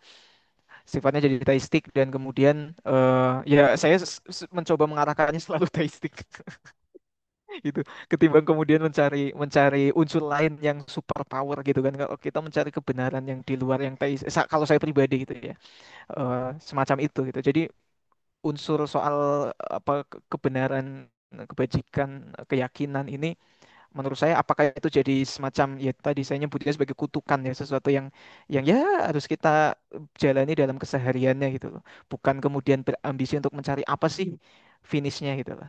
Oke, boleh ada Kak Dava di sini. Ya, mungkin saya lebih mau ke bertanya dan ngajak diskusi ke poin pertama ya, yang perihal lebih ke apakah Socratic Education membuat pembelajarnya itu mencapai suatu kebenaran atau kebajikan yang sejati gitu. Tapi ketika saya melihat itu, pertanyaan pertama yang muncul di kepala saya itu bukan lebih ke arah apakah pembelajarnya akan bisa mencapai kebajikan yang sejati dengan teknik Socratic Education itu, tapi lebih ke konsep tentang kebenaran atau kebajikan sejati itu apa dulu. Karena percuma kita mau istilahnya mau bahas apakah bisa mencapai ke sana kalau kita sendiri nggak tahu gitu si tujuan ini tuh apa dulu. Kalau misalnya kita lihat tadi kan eh, kayaknya sifatnya lebih ini ya, lebih objektif ya. Maksudnya pemahaman Sokrates ini mungkin menolak relativisme atau subjektivisme gitu. Kalau salah bisa apa dikoreksi. Cuma yang saya tangkap sejauh ini tuh demikian. Dan kalau kita lihat dari sistemnya Socratic Education, ada dua poin besar yang bisa saya dapat bahwa pendidikan itu pertama bersifat egaliter, dalam artian tadi Socrates tidak menganggap dirinya itu sebagai sumber pengetahuan yang paling benar. Dalam artian bisa saja muridnya itu mengeluarkan suatu argumen yang ternyata bisa ngebantah argumennya Socrates karena mungkin dengan argumen yang lebih logis dan lebih sehat secara nalar mungkin, sehingga bisa dijadikan eh, apa ya, pengetahuan yang paling benar sejauh ini gitu. Jadi konsepnya tuh saya melihat kalau secara realitas ya, kebenaran dan pengetahuan itu, kebenaran yang dimaksud itu sifatnya itu seperti sains gitu. Sains itu kan nggak pernah absolut dalam artian karena dia terus berkembang kan. Selagi nanti di masa depan ada teori yang bisa lebih masuk akal ketimbang teori sebelumnya, maka itu akan lebih dipercaya kan. Misalnya kayak dulu mungkin zaman Aristoteles sampai zaman Renaissance kan dipercayanya bahwa alam semesta ini bentuknya itu geosentris kan. Bumi itu adalah pusat dari semesta. Tapi habis itu ada banyak tokoh-tokoh yang bisa membuktikan bahwa bumi ini itu bukan pusat alam semesta, tapi matahari. Misalnya mungkin Copernicus sampai Galileo Galilei. Berarti dia bisa menemukan teori yang lebih masuk akal dan lebih benar secara pengetahuan ketimbang teori yang sebelumnya. Sehingga sekarang yang kita percayai secara absolut dalam sains itu, dunia sekarang itu sifatnya heliocentrisme. Dan mungkin bisa saja berbeda ke depannya kalau semisal ada bukti-bukti atau argumentasi-argumentasi yang lebih logis dan lebih benar yang dapat dikemukakan dan membantah pengetahuan kita yang sekarang. Tapi kalau saya ngelihatnya dari semua ini, mungkin kebenaran atau kebajikan sejati yang dimaksud itu sifatnya sesuatu yang mungkin manusia nggak akan bisa mencapai ke sana di tengah-tengah segala subjektivitas manusia karena kan pengetahuan manusia itu bisa berasal dari pengalamannya dan lain-lain sehingga antara manusia antara individu bisa berbeda ya bisa dipengaruhi budaya, lingkungan, dan lain-lain. Tetapi seandainya semua manusia itu kompak, dalam artian mereka menuju pada satu pemahaman yang sejati, kebenaran yang sejati, kebajikan sejati, bisa kita sebut sifat dari kebenaran sejati itu atau kebajikan sejati itu bukan sesuatu yang bisa kita capai atau kita bisa maknai secara 100%. Bukan sesuatu yang bisa kita pahami secara 100% dengan akal kita dan kompak pada seluruh manusia gitu. Mungkin apa ya, sifatnya mungkin bisa berbentuk ide regulatif atau mungkin transedental bahkan.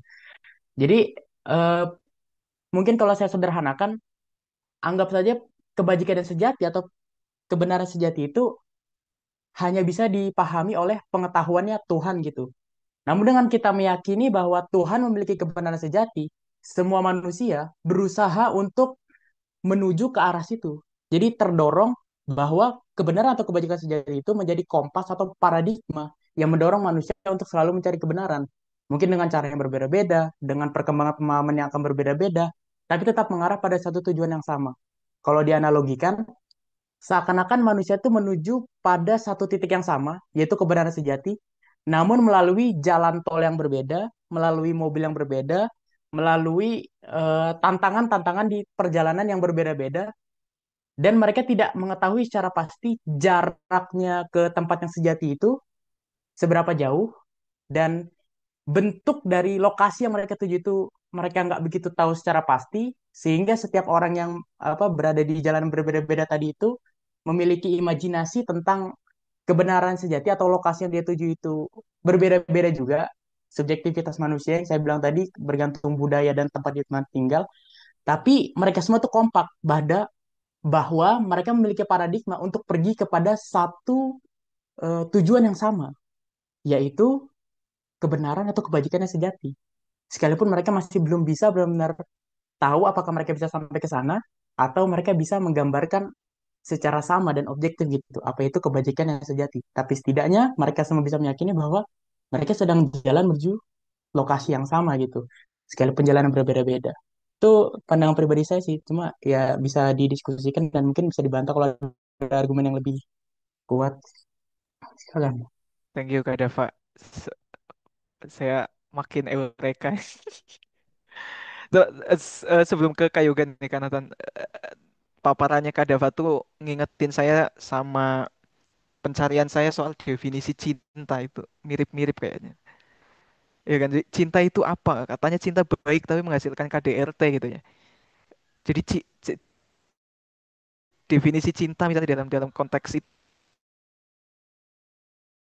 dan lain sebagainya kita melakukan tindakan atas dasar keyakinan kita tentang cinta, tapi cinta itu sendiri transenden ya, nggak bisa kita gapai gitu ya. Mungkin mirip-mirip ke situ kali ya. Boleh ke Kak Yoga, monggo. Baik, terima kasih Kak Dimas Wira. Mungkin ini aku mungkin lebih ke bertanya juga sih. Mungkin sebelum tadi kan mungkin pembahasannya banyak di kebenarannya. Apakah eh, akan bisa mencapai suatu kebenaran gitu.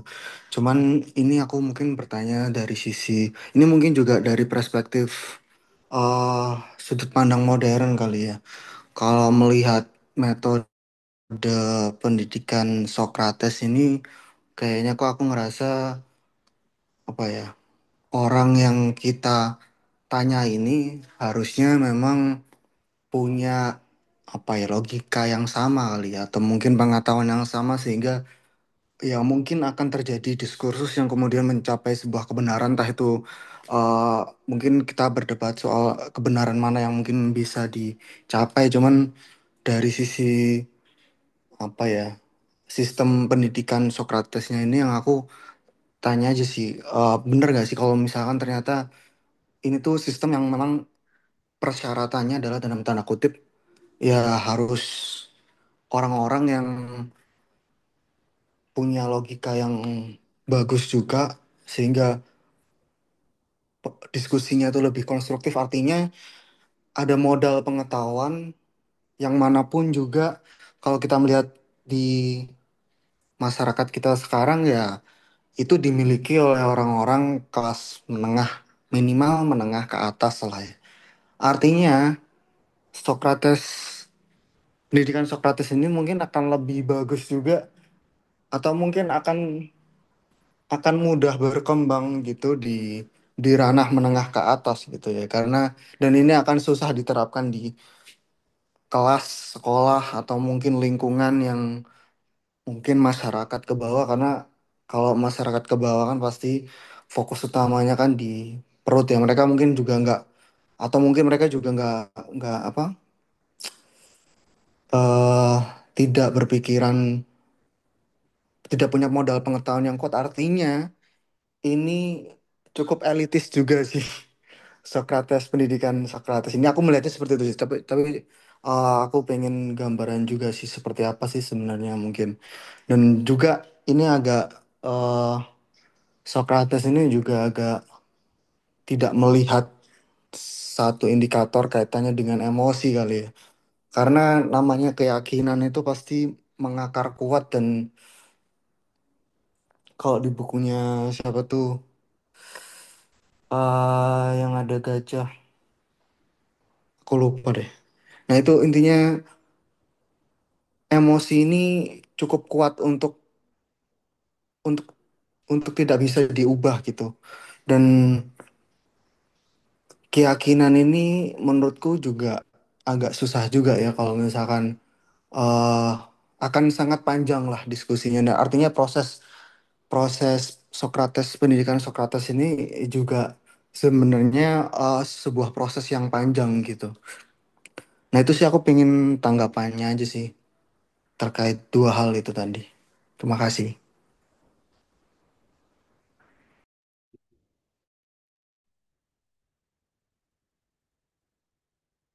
Mungkin aku bisa jawab dikit juga di situ, kayak yoga. Em, Tadi kalau kayak di teks menu ya, dia sebenarnya eh, benar-benar universal banget ya, bukan, dia kan berdialog ke orang-orang di pasar dan juga ke budak, si lupa namanya siapa, buat ngekonstruksi knowledge-nya gitu ya. Dan sebenarnya praktik Socrates ini banyak dipraktekkan di pedalaman juga sih, terutama dengan konsep orang-orang yang ngajar matematika segala macem, yang mereka pakai alat-alat untuk mempertanyakan eh, ke anak-anak apa makna angka segala macam, dan mereka itu pintar-pintar banget sih actually. Karena cara ajarnya dan bagaimana si gurunya, bukan, again ya, bukan eh, disuruh menghafal tapi mempertanyakan makna angka-angka itu, dia akhirnya mereka jadi ngerti matematika, dan itu banyak dipakai di Papua, di NTT gitu sekarang. Dan kalau nggak salah juga udah ada ratusan guru yang tergabung di komunitas-komunitas ini gitu, dan mereka salah satunya pakai prinsip Socrates juga sih setahu aku, eh, gasing ya namanya. Dan tadi aku menambahin dikit, eh, si Socrates pun nggak menjawab ya makna virtue sampai akhirnya inkonklusif banget endingnya. Tapi ya, mungkin ada satu alegori yang menarik yang si Plato pakai itu, yang allegory of the cave ya. Bagaimana kita mau mencari virtue, mencari kebenaran, kita keluar gua, dan yang ditekanin dari alegorinya adalah perjalanan yang sangat menyakitkan. Karena kita tadinya berada dalam gua yang pakai api-api doang, begitu keluar dikit, kita langsung kena cahaya matahari yang sangat menyakitkan, yang membakar kulit, dan itu step by step sampai benar-benar keluar dari gua untuk melihat kebenaran itu.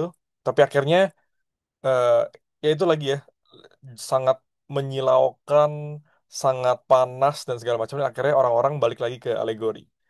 Ada beberapa yang balik untuk mengajak orang lain untuk keluar, tapi ada juga yang emang kembali gitu.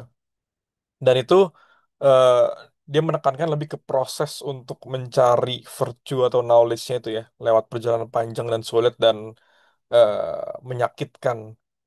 Tapi at the end dia juga nggak mendefinisikan apa itu virtue, karena mungkin balik lagi ke kita, bagaimana kita mendefinisikan virtue itu ya. Karena dia mungkin nggak selalu selalu nggak mau untuk punya satu belief system yang firm gitu ya. Mungkin selanjutnya dari Kak Dimas, nanti kita bisa lihat dari chat juga di sini ya. Boleh Kak Yoga rasain lagi?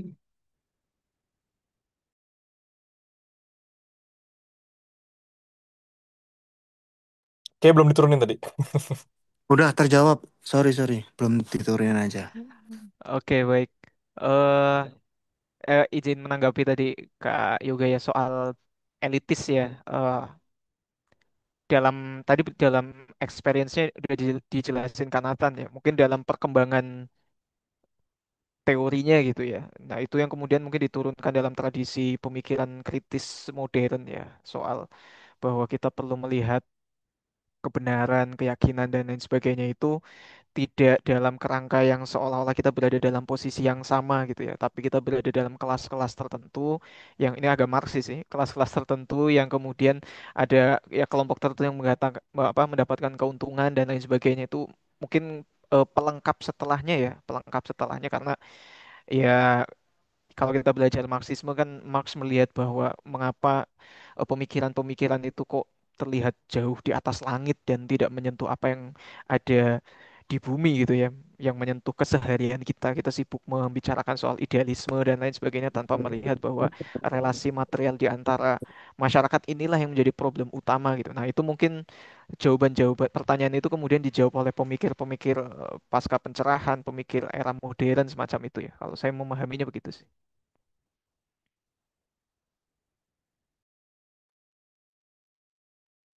Thank you, Kak Dimas, tanggapannya juga. Kita ke chat nih ya, banyak nih chat. Start dari Kak Jasiaman, 9.50 AM. Untuk pertanyaan yang pertama, mestinya secara paradigmatik berdasarkan Platonic Realism, jawabannya ya kebenaran sejati bisa didapatkan. Dari Kak Lutfina, pertanyaan pertama mungkin jawabannya tergantung apa yang dipertanyakan dan level pendidikan atau usia partisipan pendidikannya. Oke, jadi saya nambahin lagi. Pertanyaan kedua, lulusannya Socratic Education sangat mungkin menjadi mereka yang menguji setiap pernyataan ataupun opini. Mereka percaya pada metaphysical realism dan juga epistemological realism dengan terus menguji proposisi ataupun opini. Yes, agreed ya. Dari Kak Mia, profil lulusan Socratic Education ini mungkin memiliki intellectual humility. Yes, salah satu ciri khasnya ya, dan harusnya. Dari Kak Lutfina, pencarian kebenaran ini kadang ujungnya mencari kebenaran as divine by non-authority, baik dia scholar, penguasa, or even deities. Dari Kak Alam, how to externally validate the truth, virtue, or knowledge? That could be the questions. Dari Kak Aji, in my opinion sih knowledge Kak. Because yang pada akhirnya seseorang bisa dianggap bijak tuh menurutku karena ada knowledges or experiences di belakang deliver kebijaksanaannya itu. Oke, dari Kak Dimas sejauh ini ada mau tanggapan dulu, Kak? Kita lanjut baca dulu. Oke, terkait pertanyaannya Kak Alam tadi ya soal Yap. soal bagaimana kita memvalidasi kebijaksanaan. Sepemahaman saya sih tadi setuju dengan Kak Aji ya soal bahwa apa yang kita yakini tentang sesuatu itu kan saya meyakininya begini.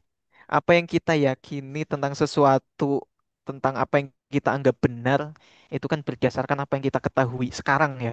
Lah, dulunya gimana nggak tahu, pokoknya sekarang. Jadi kita lahir tanpa ada referensi apapun, seiring kita berjalannya waktu, kemudian pengetahuan bertambah, kemudian trial and error, mengalami berbagai macam experience, kita kemudian mengetahui bahwa sesuatu perlu dilakukan dan tidak perlu dilakukan, lalu masyarakat mendefinisikan apa yang baik dan buruk, penguasa punya andil dalam memproduksi kebenaran dan lain sebagainya gitu loh. Dan kemudian kita tiba pada kesimpulan kita masing-masing ya untuk apa yang yang kita yakini sebagai bijaksana. Dan ya saya tetap masih melihat posisi kebenaran dan kebijaksanaan itu sebagai sesuatu yang tidak apa ya selesai ya. Artinya mungkin apa yang saya yakini sekarang itu ya akan berbeda 10 tahun lagi berdasarkan pengetahuan dan experience yang bertambah gitu ya.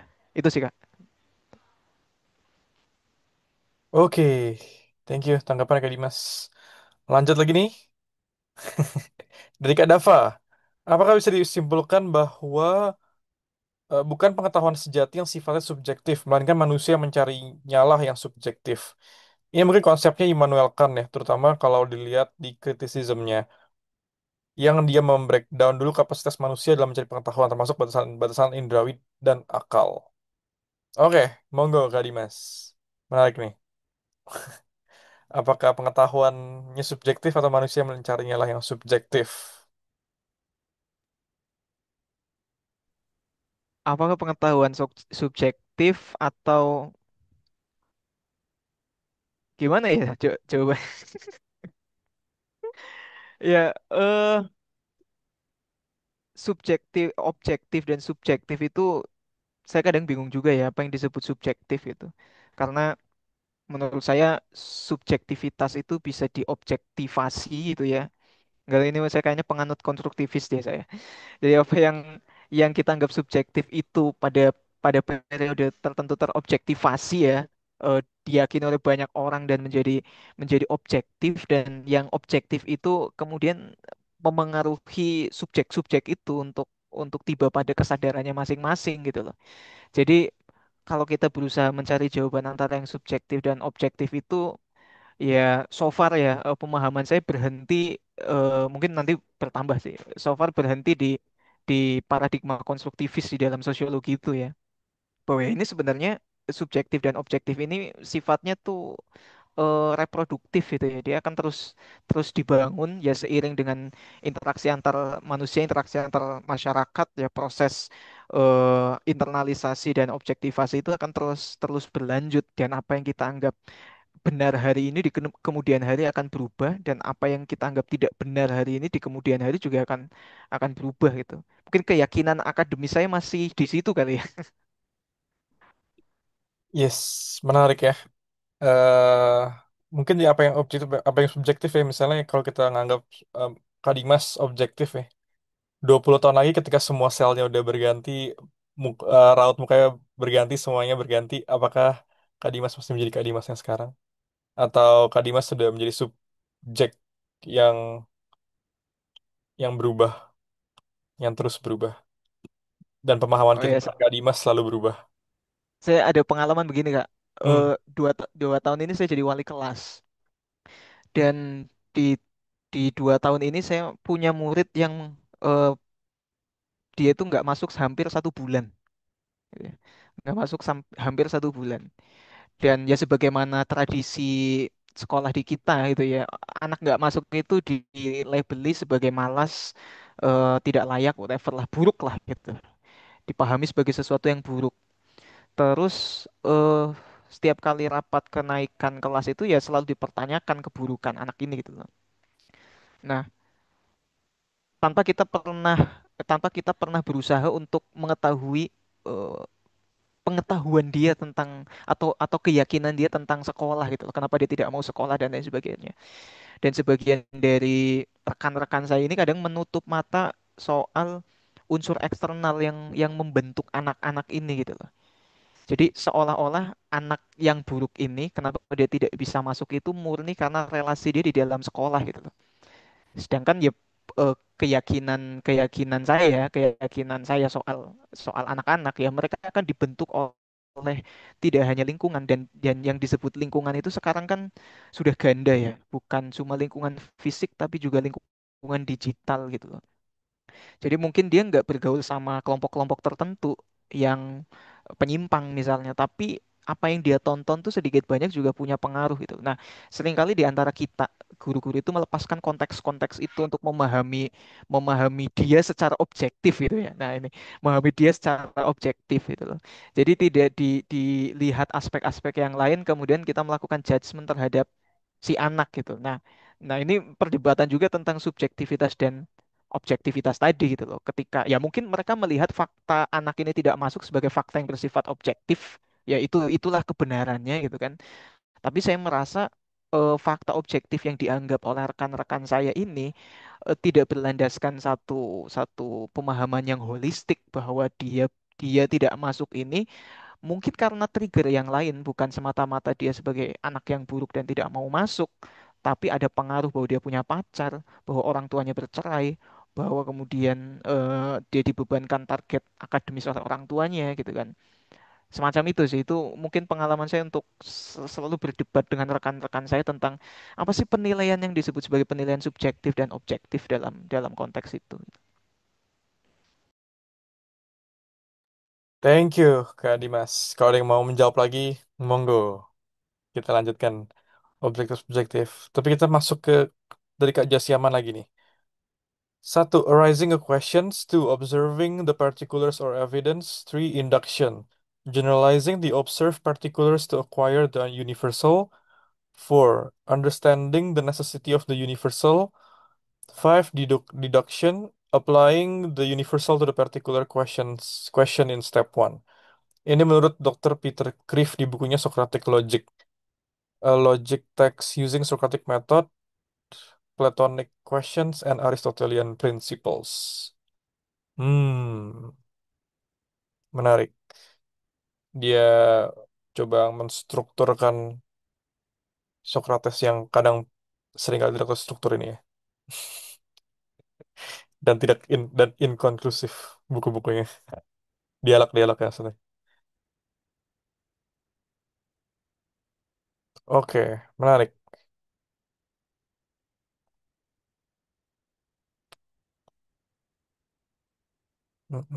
Oh, ternyata udah dari situ.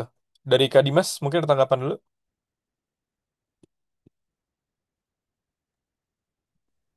Kayaknya boleh nih Kak Jasiaman open mic nih dari step-step ini kalau saya sebagai guru gitu ya mencoba mengkontekstualisasikannya di dalam kelas ya. Konkretnya bagaimana? Karena di dalam teks ini juga ya sebenarnya ya hampir semua, saya nggak bilang semua guru ya, mungkin semua dari kita pembelajar mediocre gitu ya, pembelajar awal gitu, selalu menuntut sesuatu yang konkret dari teks-teks yang bersifat paradigmatik gitu ya. Sama kalau di critical pedagogi kan juga gitu ya. Ketika saya tanya ke pengawas itu kayak bahwa bahwa tren dalam teori pembelajaran tuh ada perkembangan dalam aspek teori kritisnya itu ya yang dituntut. Lah terus konkretnya gimana itu? Ya Anda boleh selalu begitu ya. Saya kadang sebel juga ketika kita dalam forum yang paradigmatik tapi dituntut konkret itu. Iya gitu sih. Iya gimana ya Kak Jaziawan ya konkretnya mungkin nih. Itu biasanya pertanyaan pengawas sekolah sih, bukan pertanyaan saya itu. Sama kepala sekolah biasanya nanyanya begitu. Konkretnya itu. Iya, halo. Apa Iya, bisa kedengeran kah? monggo monggo. Kak. Bisa kedengeran ya? Cukup. Bisa bisa. Bisa? Iya. Oke. Ya, sebetulnya yang saya baca dari buku itu, ya memang akan adalah tafsir tentang Sokrates itu sendiri begitu ya.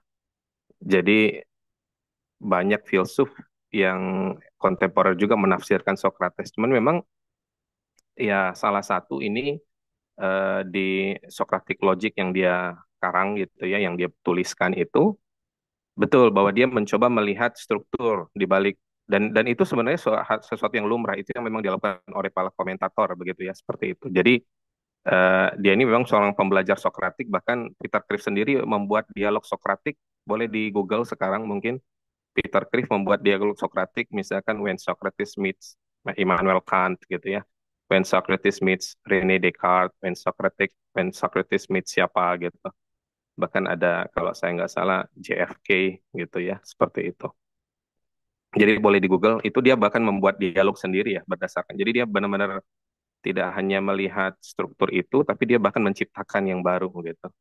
Itu saya pikir yang unik dari Peter Cliff sebagai seorang pembelajar Sokratik. Jadi dia menciptakan juga kira-kira kalau Sokrates ketemu dengan orang sekarang, kira-kira ceritanya akan seperti apa gitu.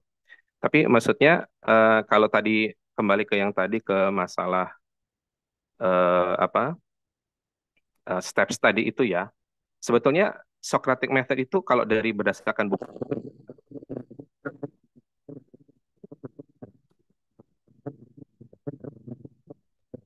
Mohon maaf Kak Jaziaman suaranya mendem atau cuma di saya halo, ini. halo, Oh iya. halo. Oke oke udah balik lagi. Oke, baik. Harus dekat mikrofonnya nih kelihatannya. Nah, jadi kalau kalau berdasarkan teks yang saya baca ini, Socratic method itu ada dua jenis sebetulnya. Nah, ini Socratic method yang saya tuliskan di komentar itu adalah Socratic Method dalam rangka untuk mencari atau mendapatkan pengetahuan dengan definisi knowledge gitu ya. Knowledge itu adalah justified through belief gitu ya. Itu definisi klasik menurut baik Socrates maupun Platon begitu. Nah, itu yang metode, jadi bandingannya kurang lebih begini. Ini adalah metode Socrates dalam rangka mencari pengetahuan secara eh, langkah demi langkah. Mungkin bisa dibandingkan dengan metode ilmiah modern, mungkin yang pertama kali digagas oleh Francis Bacon gitu ya, yang memang agak berbeda gitu. Kalau metode ilmiah modern, sependek pengetahuan saya, dia akan dulu mulai dengan pertanyaan, sama-sama sih, mulai dengan pertanyaan begitu kan, baru kemudian eh, mencoba merumuskan masalah, brainstorming dulu, baru merumuskan masalah atau pertanyaan, baru kemudian review the literature gitu ya, melihat karya sastra yang berisi tentang paradigma atau teori, theoretical frameworks gitu ya. Kemudian dari sana apakah bisa membuat hipotesis, memformulasikan hipotesis atau tidak. Nah, itu prosesnya deduksi di sana. Baru dari sana kemudian mencari metode riset, baru kemudian disitulah mulai mencoba mencari yang partikular, kemudian melakukan pengambilan data berdasarkan metode riset, metode pengumpulan data yang sudah dipilih, misalkan pakai interview, pakai kuesioner gitu, baru kemudian melakukan proses induksi, mendapatkan kesimpulan, baru kemudian sharing with peers gitu. Jadi prosesnya kurang lebih dia memulai dulu dengan deduksi yang terutama di ketika reviewing the literature dan kemudian sampai kepada formulating the hypothesis, baru dia mengakhiri dengan induksi. Jadi induksi itu merupakan the final say-nya gitu. Itu kalau metode ilmiah modern. Sementara metode Socrates agak terbalik. Memang ya dia mulai dengan pertanyaan dulu, memang sama dalam hal itu, mulai dengan pertanyaan dulu, baru kemudian dia mencoba dulu mengamati yang particular atau evidence yang ada di sekitar dia, yang benar-benar bisa diamati dengan indera gitu. Misalnya ya eh, dalam buku pertama kalau nggak salah ya, tentang keadilan politik gitu ya, dia Socrates berdialog dengan Thrasymachos kalau saya tidak salah. Jadi di situ Thrasymachos sangat kekeh bahwa keadilan politik itu pasti, dia sangat yakin sekali pasti untuk kepentingan yang berkuasa. Nah, Socrates tidak langsung bilang tidak setuju, tapi dia mempertanyakan itu, betulkah begitu? Dan kemudian dia memulai dengan berdialog seperti itu. Kemudian dia eh, mengamati yang partikular dulu, bahwa kalau seorang guru dengan murid itu kira-kira itu buat kepentingan, bukan buat kepentingan gurunya, paling tidak secara ideal gitu lah ya, tapi untuk kepentingan muridnya. Seorang pelatih kuda gitu ya, itu tidak untuk kepentingan si gurunya, tapi untuk kepentingan dari murid yang dia latih. Seorang dokter dengan pasien itu bukan untuk kepentingan dokternya, yang terutama adalah untuk kepentingan mereka yang sakit itu, yang sedang dia obati. Jadi kemudian step ketiga mencoba menggeneralisasi. Jadi kelihatannya probably gitu ya, dia menggunakan induksi di sini. Keadilan itu secara umum untuk kepentingan mereka yang lemah gitu. Sementara tadi pertanyaannya kan adalah apakah keadilan politik untuk bagi kepentingan yang lemah atau yang kuat gitu. Nah, Socrates akan bilang pada akhirnya nanti bahwa keadilan politik itu untuk kepentingan yang lemah. Cuman dia memulai dulu dengan secara yang universal dulu gitu. Baru kemudian dia mendapatkan kesimpulan induktif. Jadi kemungkinan besar adalah, dan dalam induksi itu boleh ya pakai kemungkinan dan memang begitu. Seharusnya begitu, contingently atau probably keadilan politik, semua jenis keadilan itu adalah untuk kepentingan yang lemah. Nah, baru itu masuk ke dalam, itu nanti dimasukkan nanti ke dalam premis ketika dia mau melakukan deduksi. Nah, baru kemudian step keempat, understanding the necessity of the universal. Di situ memang bagian paradigmatiknya. Socrates adalah salah satu pelopor ekstrim atau Platonic realism yang percaya bahwa universal itu ada dan itu bisa diketahui. Universal itu ada, itu metaphysical realism.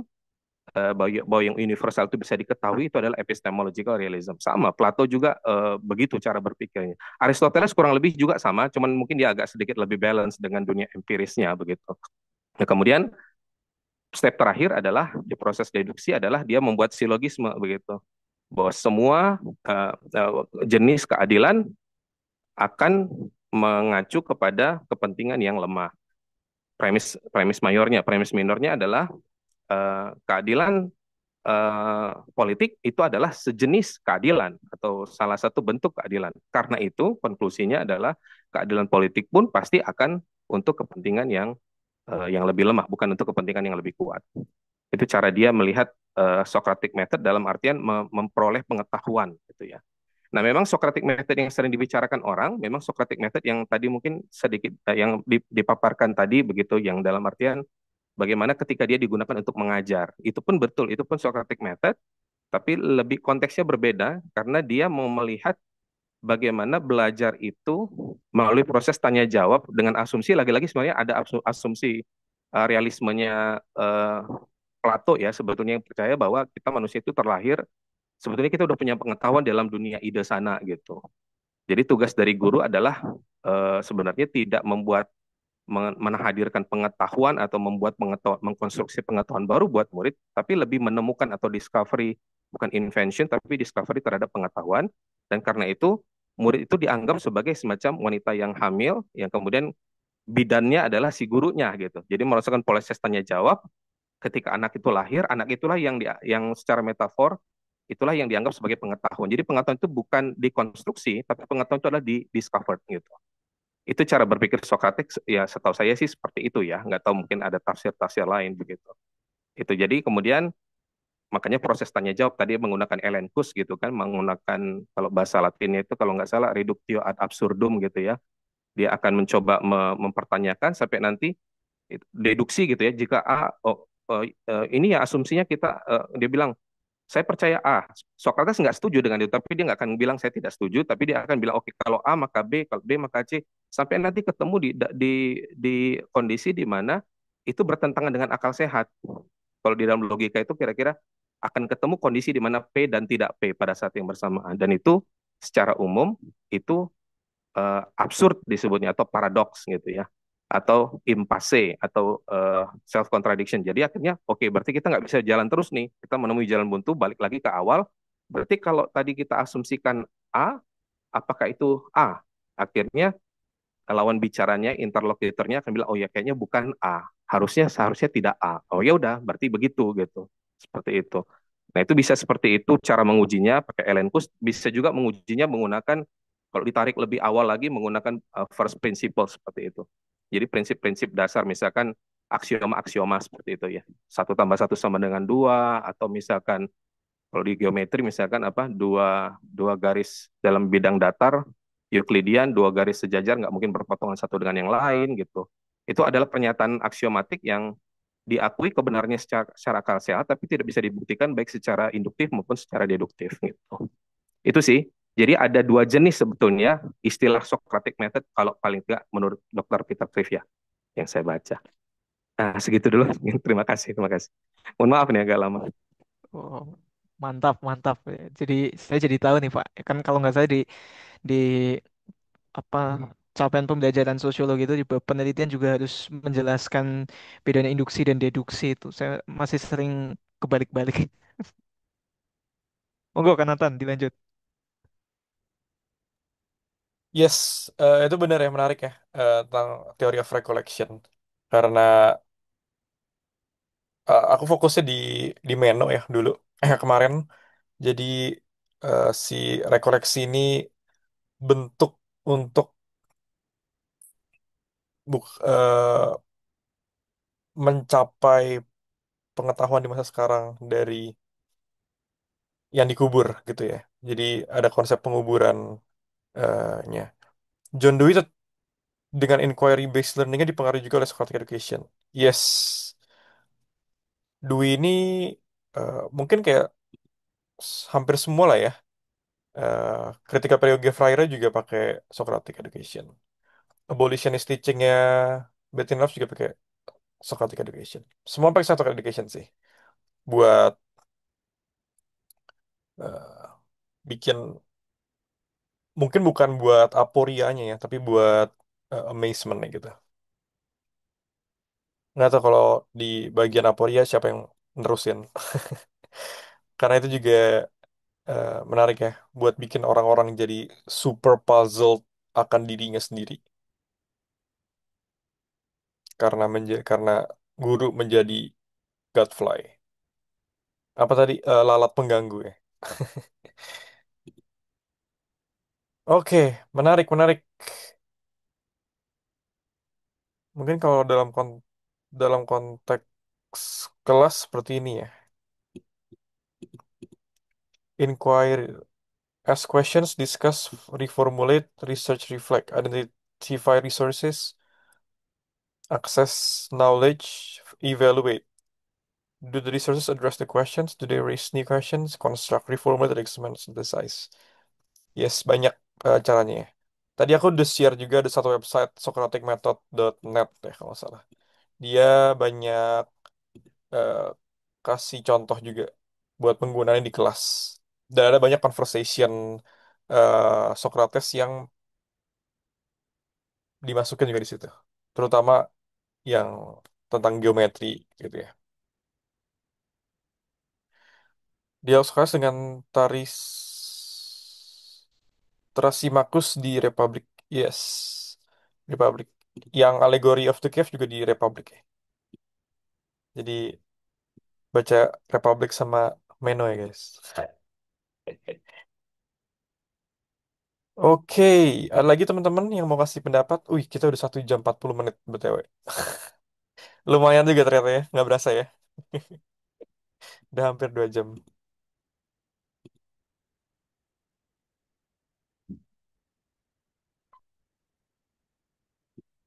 Kalau belum ada lagi, kalau gitu kita bisa tutup di sini buat pembahasan tentang Socratic Education. Thank you banget Kak Dimas udah bawain diskusi hari ini ya. eh, yang sangat sangat membuat kita berpikir ulang kenapa teks 2500 tahun lalu masih bisa dipakai apa sekarang. Apakah pendidikan kita tidak berkembang atau malah mundur ke belakang atau seperti apa? Dan minggu depan kita masih ketemu lagi di 2 pertemuan terakhir di kohort pertama. Tenang, kita masih ada ratusan lainnya. Tapi eh, minggu depan kita akan bahas Hildegard, ya pendidik perempuan, dan juga ada eh Thucydides, kalau nggak salah namanya. Dia ini dua menjadi yang terakhir dalam era Yunani kuno, Romawi dan sekitarnya ya. Nanti kita kohort kedua udah mulai masuk ke zaman eh, abad pertengahan dan juga eh, Enlightenment, Renaissance atau apapun orang mau menyebutnya. Walaupun kata Enlightenment atau Renaissance itu lumayan problematik ya. Bukan problematik sih, diperdebatkan lah. Oke, kalau gitu.